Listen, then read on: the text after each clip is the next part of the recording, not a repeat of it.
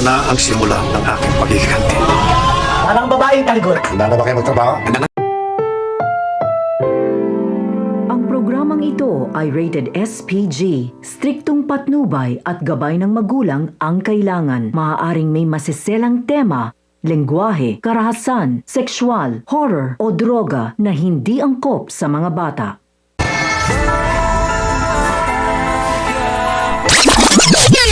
Tuluyan na ngang humupa ang tensyon sa pagitan ni Mang Marsing at Tanggol matapos malaman nito na ipinagtanggol ni Tanggol si Mokang sa tangkang panggagahasa ni JP. At maya-maya pa sa pagdating ni Rigor ay humarang si Tinding at sinabi ni Mang Marsing na sumusobra na umano si Rigor dahil pati ang mga tao sa kanila ay hindi na nito kinikilala.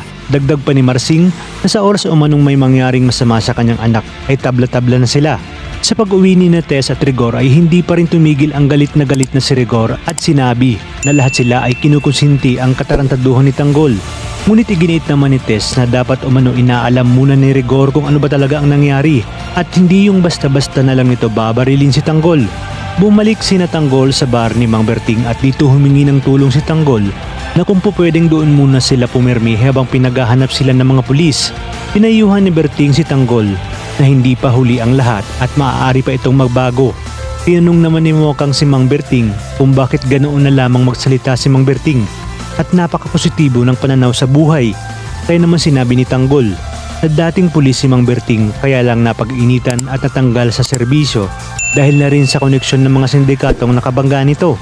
At sa kanilang pag-uusap habang nag-iinuman ay tila unti-unting napapaisip si Tanggol sa mga sinabi ni Mang Berting. Dagdagan pa na sinabi ng mga tropa na siguro'y panahon na nga para sila ay magbago at talikuran ang baluktot nilang pamumuhay.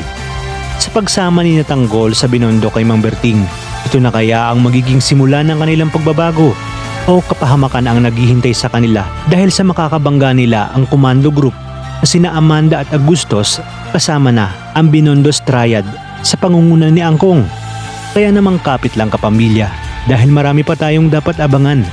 Dito lang sa bagong tinututukan ng sambayanan, ang FPJ's Batang Quiapo.